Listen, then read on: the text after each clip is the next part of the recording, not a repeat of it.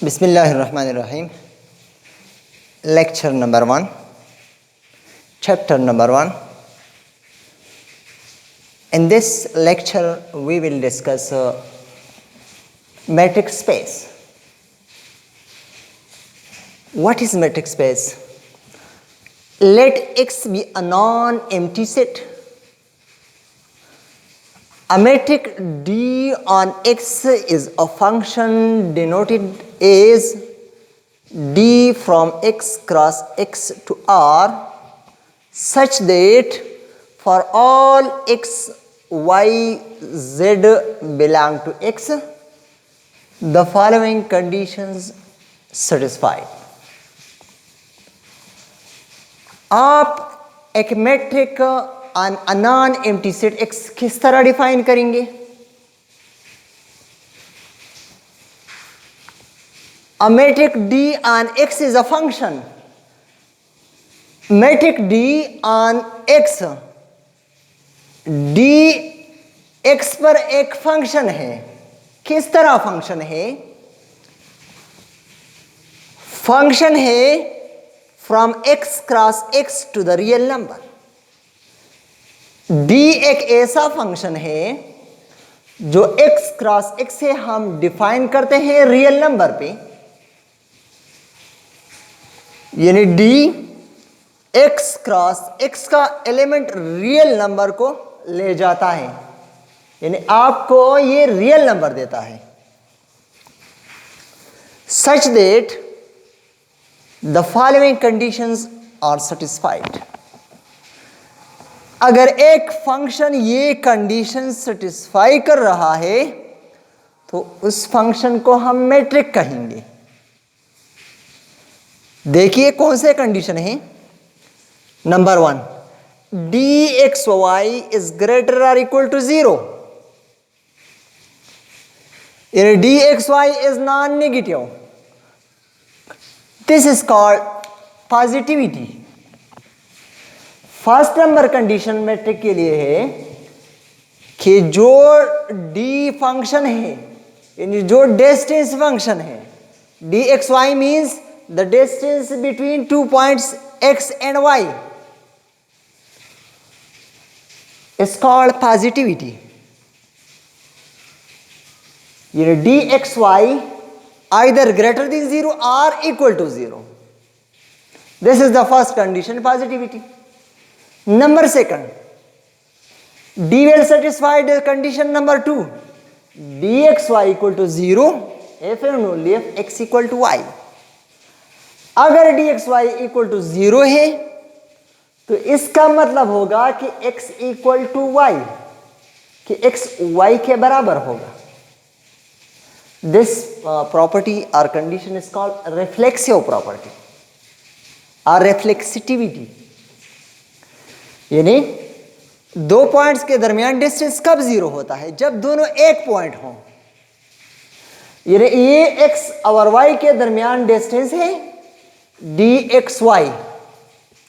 अब अगर आप इस पॉइंट को x पे ले जाएं, फर्ज करें ये x पॉइंट है और ये y पॉइंट है, x equal to y,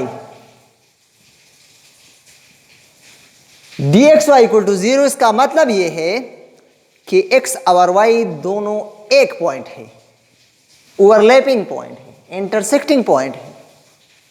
so dxy equal to 0 f and only f x equal to y. इसका मतलब ये है अगर dxy इक्वल टू 0 है तो x इक्वल टू y होगा. अगर x इक्वल टू y है, अगर दो पॉइंट्स बराबर है तो फिर dxy इक्वल टू 0 ये सेटिस्फाई करेगा. यानी इस प्रॉपर्टी में दो कंडीशंस है. इस एक कंडीशन में दो कंडीशंस हैं. एक ये डायरेक्ट पार्ट है कि अगर dxy इक्वल टू 0 तो x इक्वल टू y. दूसरा ये कि अगर x इक्वल टू y तो dxy equal to 0.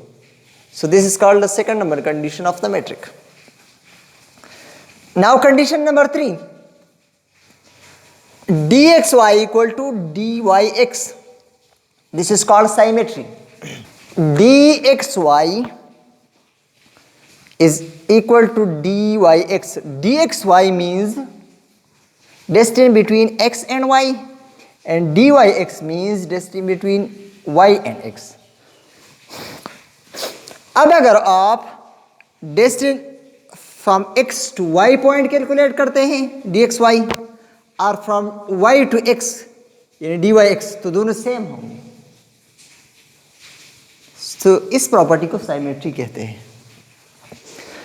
Condition number 4 is an important condition for the metric d x z less or equal to d x y plus d y z. D x z 2 points है, इसके दरमियान तीसरा point आप introduce करें, Y point introduce करें, तो distance between x and y plus distance between y and z. इस property को ट्राइंगल इनइक्वालिटी कहते हैं। अब इसका मतलब क्या है? D x z less or equal, ये लेस भी हो सकता है, इक्वल भी हो सकता है। इक्वल कब हो सकता है? देखिए distance between x and z, diagrammatically देखिए distance between x and z. अब अगर आप ये डिस्टेंस कैलकुलेट करते हैं distance between x and z एक रियल लाइन पे, या आप distance between x and y calculate करते हैं, फिर distance between y and z calculate करते हैं, तो ये दोनों सेम होंगे ऑन द रियल लाइन। देखिए distance between x and z, this is distance between x and z, this will be equal to distance between x and y plus distance between y and z. तो equality, triangle inequality की जो equality है ये real line पे satisfy हो रही है। अब ये लेस देन वाला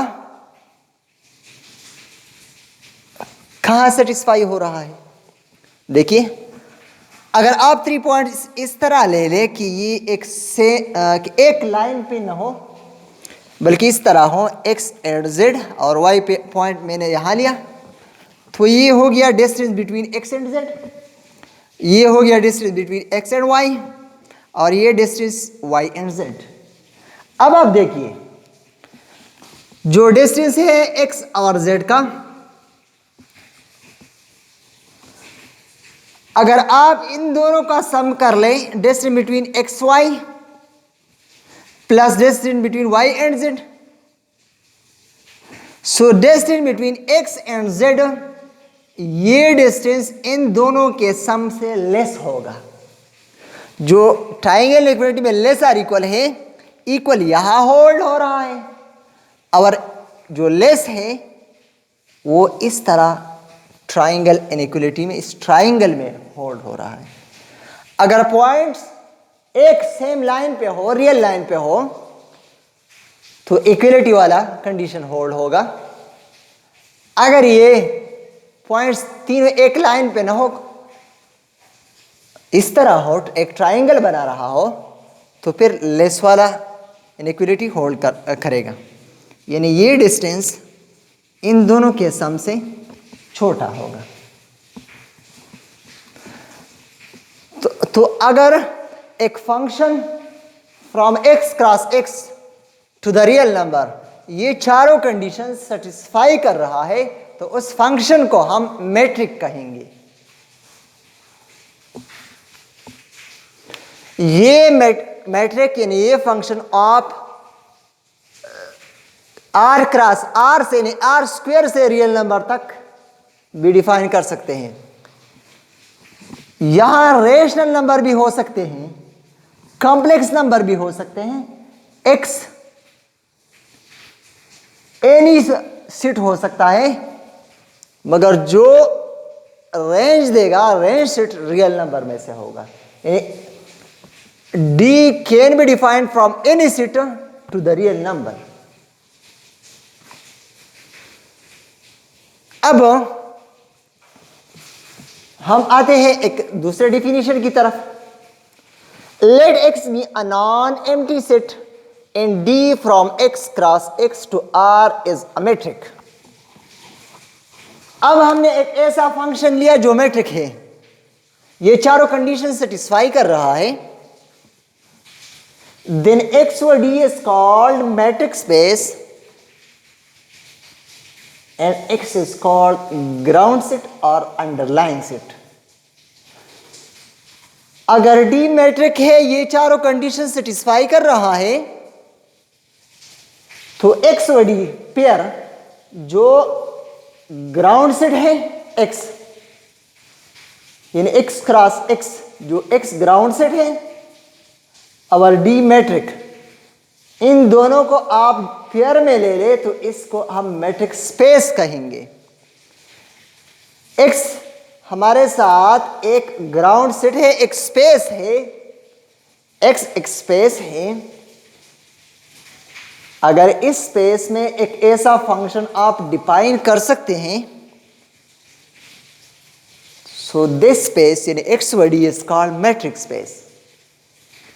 X is called ground set. इस X यानी स्पेस को हम ग्राउंड सेट भी कहते हैं और अंडरलाइन सेट, इसको अंडरलाइन सेट भी कहते हैं. The elements of metric space is called its points. और जो एलिमेंट्स है इस ग्राउंड सेट के मेट्रिक स्पेस के, उसको हम पॉइंट्स ऑफ मेट्रिक स्पेस कहेंगे. इसमें कौन से पॉइंट्स हैं? वो पॉइंट्स है यानी ये x small x y z, ये पॉइंट्स हैं जो मैट्रिक की कंडीशन सेटिस्फाई कर रहा है. यानी वो पॉइंट्स हैं x एंड y जिस पे आप मैट्रिक डिफाइन कर सकते हैं, तो इस स्पेस को मैट्रिक स्पेस कहते हैं. इस लेक्चर में, फर्स्ट लेक्चर में हमने मैट्रिक डिफाइन किया और मैट्रिक स्पेस डिफाइन किया. So thank you for watching.